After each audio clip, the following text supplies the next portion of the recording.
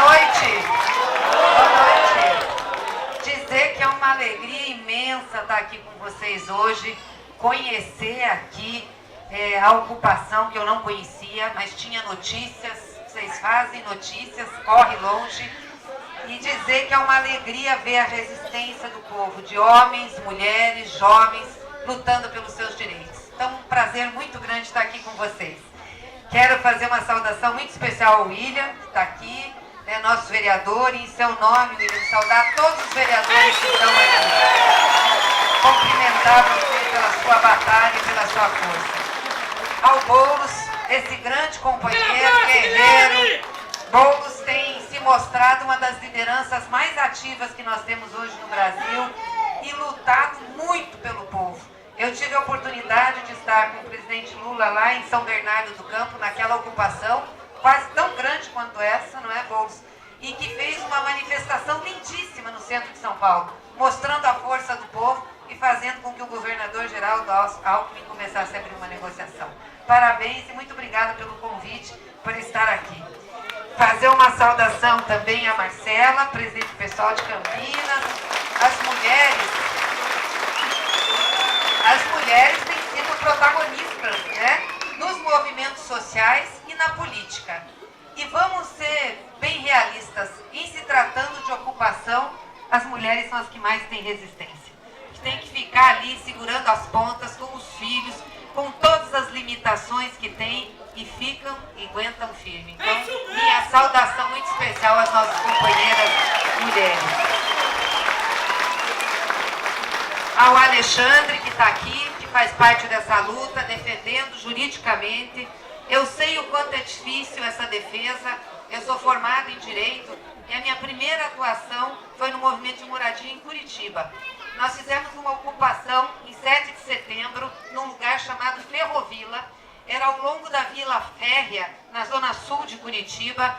Nós tivemos mais de 3.000 famílias que ocuparam. Era uma ocupação muito grande e foi muito difícil. Porque na época também colocaram uma cidade contra, dizendo que era um bando de baderneiro, que não precisava. As pessoas não tinham compreensão do que era aquilo. E a gente sofria nos tribunais para defender, para não deixar desocupar. Porque a cabeça dos juízes não é diferente da cabeça da elite do povo que julga as ocupações. É muito parecida. Então, para a gente discutir com eles e dizer que nós tínhamos que defender e que não podia tirar, era difícil. Então, eu sei o seu trabalho, sei a dificuldade que é, Alexandre. Quero aqui saudar a Soninha, presidente do PT aqui de Sumaré, do nosso partido. Soninha. Saudar o Sidney, presidente do PSOL aqui, são os dois partidos que estão aqui nesse debate, e dizer da alegria de estar fazendo um debate programático. O que nós queremos no nosso país, quais são os problemas que nós enfrentamos, as resistências que nós temos. Então quero saudar o MTST, o Povo Sem Medo, por essa plataforma que é o Vamos, né, de discutir os nossos problemas. Eu queria pegar um pouco aqui, eu acho que o Alexandre falou bastante sobre a situação do capitalismo, as contradições que tem, aonde nós queremos chegar. Eu queria pegar um pouco do ponto de vista do Brasil. Nós somos um país de mais de 500 anos, certo? Mais de 500 anos. Eu acho que tem uma coisa que a Marcela falou que é importante. Nós vivemos mais períodos de ditadura, sem democracia, sem direitos, do que período onde o povo teve certo protagonismo, onde a gente teve governos que olhavam para o povo. Foram pouquíssimos os períodos que nós tivemos de avanço da sociedade. E é nesse contexto que nós tivemos um governo, que foi o governo do presidente Lula e da presidenta Dilma, nos últimos 13 anos nesse país. Eu diria 12, porque no último ano que a Dilma estava governando, nem deixavam mais ela governar, tal era a situação de contradição. Tivemos outros momentos também. Tivemos um momento de um governo mais progressista, mais nacionalista, que foi com Getúlio Vargas, que fez a CLT, que agora está sendo rasgada pelos golpistas, que acabou se matando, né? Saiu do Palácio do Catete, porque também estavam fazendo uma perseguição, dizendo que estava roubando a Petrobras. Depois tivemos um momento de um outro governo nacionalista, que foi com Juscelino Kubitschek, um outro governo que foi com João Goulart, que propôs reformas de base, e tivemos um governo com o presidente Lula. Primeira vez que um operário e um homem do povo, um trabalhador, chegou a presidir o Brasil. Se a gente olhar o Congresso Nacional, o Congresso Nacional, nós vamos ver pouca gente do povo lá. A Câmara dos Deputados tem um pouco mais de representação popular. O Senado não tem nada. O Senado, olha, mínimo, tem 2, 3 que vieram realmente da base operária. A maioria não veio. E nós temos os aliados do povo e do povo trabalhador que luta lá pelos direitos. Eu me incluo entre esses aliados. Mas a realidade é que nós fomos educados, ou colocaram na cabeça do povo brasileiro, que o povo brasileiro, que as pessoas, o povo mais popular, trabalhador, não podia representar. Não podia ser governo, não podia ser vereador, não podia ser deputado, não podia ser senador, não podia ser presidente. Quantas eleições o Lula e o PT tentaram para governar o Brasil? Que a cabeça da nossa elite, de quem domina o Brasil, é a cabeça da exclusão. Também puderam, nós vivemos 300 anos com a escravidão no Brasil. O que é escravidão? É um ser humano ser submetido ao outro como se fosse um objeto, não como ser humano. Então os ricos desse país, a elite desse país, trataram grande parte do povo brasileiro, nós tivemos mais de 10 milhões de escravos trazidos da África, como parte do seu patrimônio, como coisa e não como gente. E isso ficou na cabeça deles. Então, quando se dá direito ao povo, ou quando se discute direito ao povo, eles não entendem isso. Eles não entendem o povo como sujeito de direito. E isso tanto é verdade que as conquistas que nós tivemos nesses últimos 12, 13 anos com os governos do PT, e que eu concordo que tivemos limitação, porque a gente não conseguiu fazer tudo o que queria, e eu também, como petista, me frustro muito e acho que nós tivemos problemas, mas veja as conquistas que nós tivemos, que foi o primeiro degrau de um estado de bem-estar social. Eles estão desmontando em 1 ano e meio. Eles não aguentam o povo ter direito, não aguentam o povo partilhar, participar, de ter acesso à educação, à saúde, ao trabalho, ao bem-estar. Não aguentam isso. O povo começou a ter renda, a ter trabalho, a ter dignidade, e eles não aguentaram isso, estão tirando. Hoje nós estamos com 13 milhões de desempregados no Brasil. 13 milhões. Nos nossos governos nós conseguimos colocar 22 milhões de pessoas em postos formais de trabalho. Agora eles estão dizendo que está voltando o emprego. Sabe o que é o emprego que está voltando? Não é emprego de carteira assinada. Que nós tivemos 800 mil pessoas desempregadas, retiradas de carteira. O emprego que está voltando agora é o emprego sem carteira assinada. É o emprego que a pessoa se vira, faz o bico. E fizeram uma reforma trabalhista para tirar direito. Nós vamos voltar a ter gente ganhando menos que um salário mínimo, gente, por mês. Coisa que a Constituição de 88 proibiu. E sabe como é que eles fizeram isso? Com um tal de trabalho intermitente. O que é o trabalho intermitente? O patrão te chama só no momento que ele precisa. O resto você fica esperando. E paga a hora do salário mínimo. Aí teve, acho que foi até aqui na região de Campinas, que teve no jornal um anúncio desse, para trabalhar numa lanchonete. Venha trabalhar 4,35, 4,85 por hora. Só que a pessoa que vai lá, vai trabalhar só a hora que o patrão quiser. Então vai chegar no final do mês, está ganhando menos que o salário. Isso é uma indecência. É uma indecência. Nós já não temos um salário mínimo que nós gostaríamos. E olha que melhoramos. Porque eu lembro que na campanha do Lula em 2002, ele dizia assim, nós temos que ter um salário mínimo de pelo menos 100 dólares. Eu não tinha nem 100 dólares de salário mínimo. Nem 100 dólares, dá 300 e poucos reais. Conseguimos fazer uma política de valorização do salário mínimo, chegar a 800, 900 reais. E agora esse governo que está aí está programando o salário mínimo, que era para ser de 970 e poucos reais ano que vem, já baixou para 968 e agora baixou para 964. Eles fazem economia com 2, 3 reais em cima do povo. Eles estão querendo que quem pague a conta do retrocesso e da recessão seja o povo brasileiro.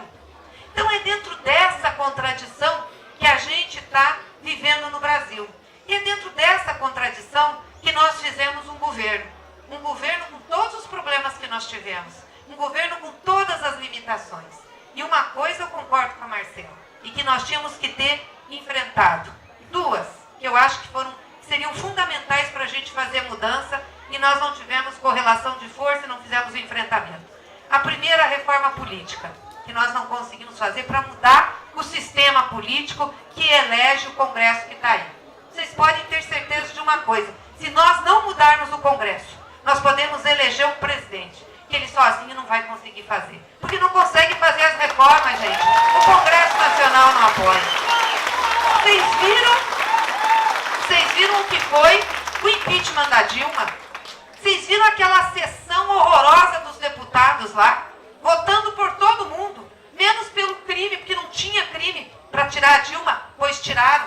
Agora nós tivemos 2 sessões com o Temer, e nas 2 sessões o Temer ficou.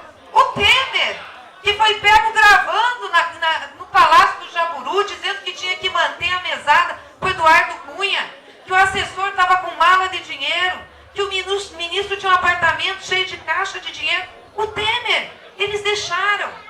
Por quê? Porque o Temer é da classe dominante. O Temer é deles, está fazendo as reformas que eles querem. Então o Congresso Nacional deixou. Então nós temos que ter também, junto com um programa de governo, com uma linha que nós queremos ter, além de ter, claro, eleição de presidente, a eleição de uma forte bancada de deputado federal e de senador que não vai baixar a cabeça, que faça as reformas que a gente quer. A reforma política. E a outra reforma é a reforma dos meios de comunicação, sim. Porque a Rede Globo foi responsável grandemente pelo golpe que nós tivemos.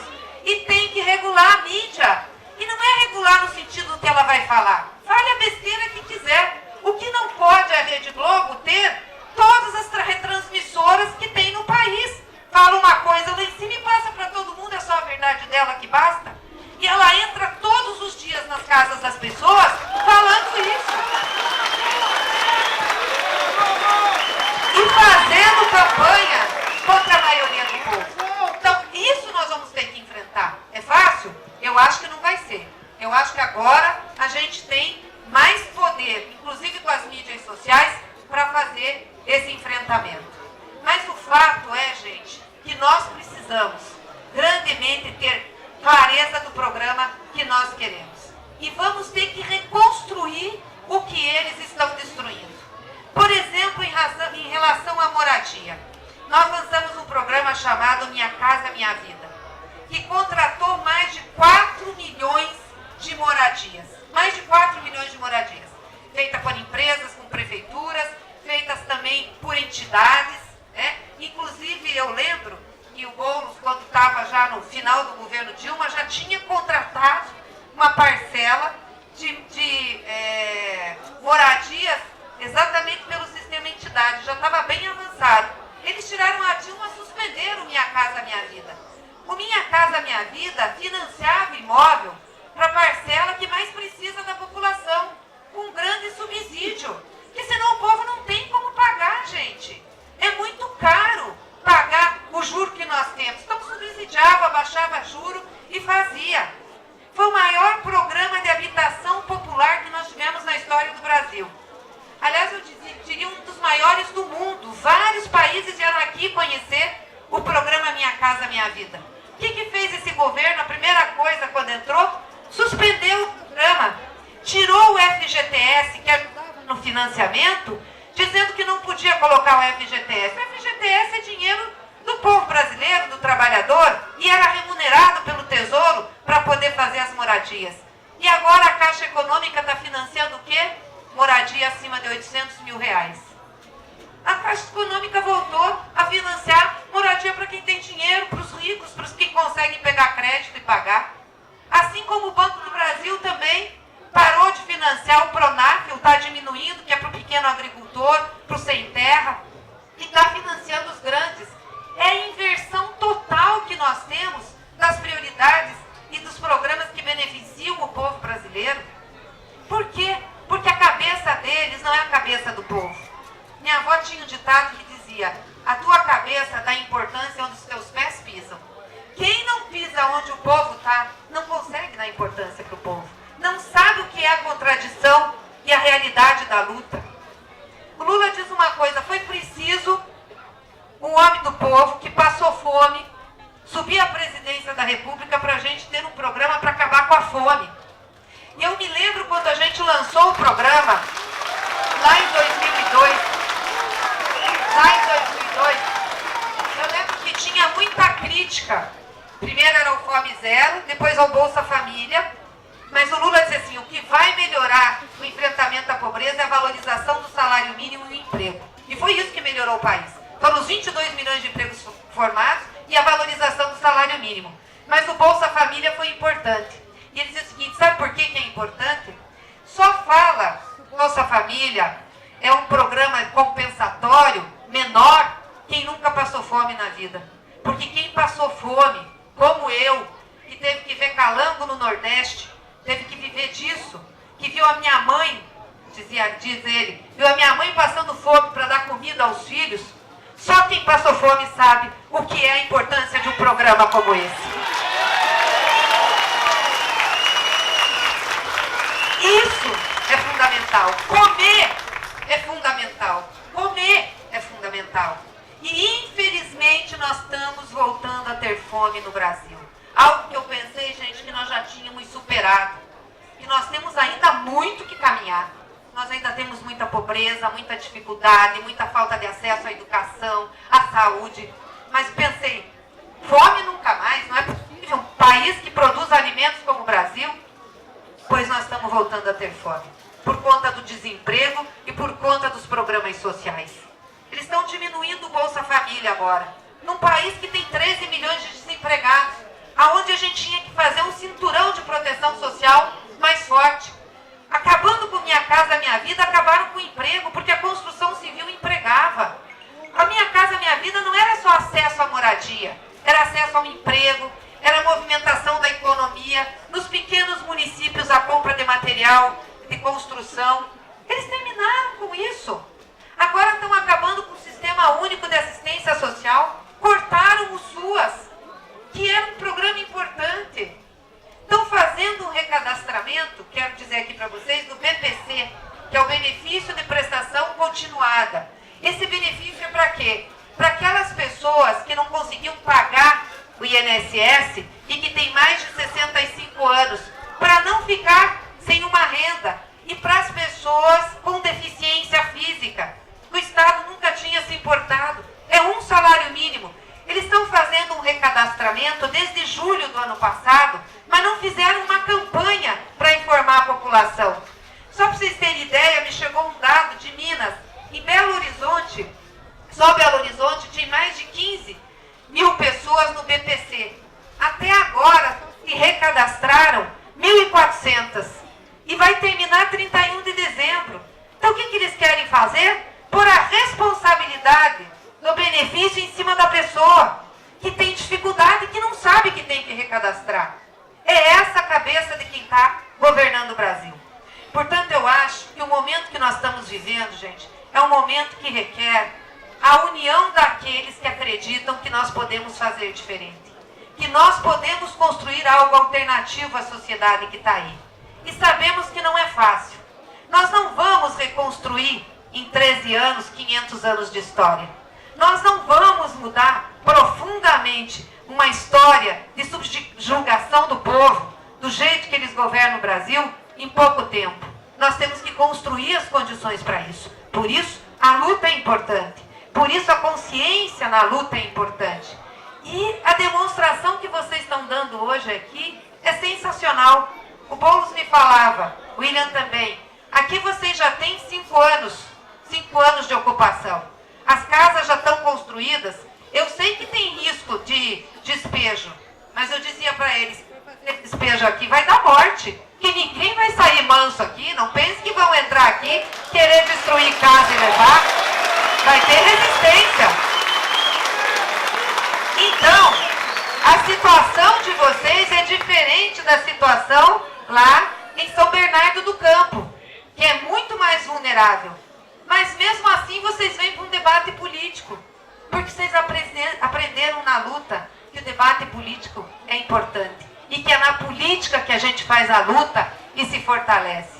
Portanto, esse momento, apesar das divergências que nós temos entre PSOL, PT, entre outros partidos de esquerda, nós precisamos consolidar um campo de centro-esquerda no Brasil.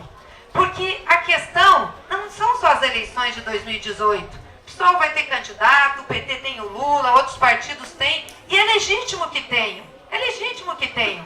Mas o que nós corremos o risco hoje é de ter uma instabilidade na democracia brasileira.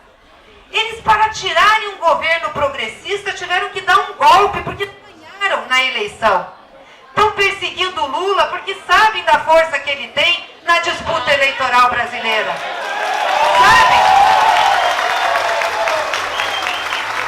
Sabem que se ele sair candidato, ele vai disputar. Não é porque ele seja o salvador da pátria, não é isso. É que as pessoas fazem comparação. Mesmo com todas as dificuldades que nós tivemos no governo do Lula, o povo começou a ser protagonista, a ser sujeito de políticas públicas, a aparecer. Nós tínhamos programas que eles estão desmontando agora. Eles acabaram, por exemplo, com a Secretaria Especial de Combate à Desigualdade Racial, acabaram com a Secretaria de Mulheres, acabaram com as políticas afirmativas para a população LGBT. Eu costumo dizer, eles abriram a porta do inferno para sair tudo de ruim que tinha em cima do povo. É isso que eles estão fazendo. E é por isso, gente, que a gente tem que resistir. Então, assim, muito fraternalmente, eu acho que o PSOL tem direito de fazer suas críticas e as faz, mas acho, sinceramente, Marcela, que o principal inimigo não é o PT, ou não são as críticas ao PT que devem ser dirigidas nesse momento. O principal inimigo que nós temos são os golpistas, é essa classe dominante brasileira que nunca teve um projeto de nação e nunca colocou o povo como sujeito da história. É exatamente esse sistema que quer apenas acumular no capital e não quer ter responsabilidade social. É essa direita que está aí, é contra eles que nós temos que nos unir para garantir que em 2018 nós tenhamos um processo democrático de eleições nesse país. Que nós corremos o risco, inclusive com a crise institucional que nós estamos tendo, de não ter um processo democrático de eleição. Nós corremos esse risco. Portanto, a luta e a consciência é fundamental. E aí eu queria dizer, Boulos, da importância que tem esse momento de nós estarmos discutindo, fraternalmente, de estarmos construindo um programa. Porque eu sei que aquilo que nos une é muito maior do que aquilo que nos separa. Nós que estamos aqui. Nós que estamos aqui.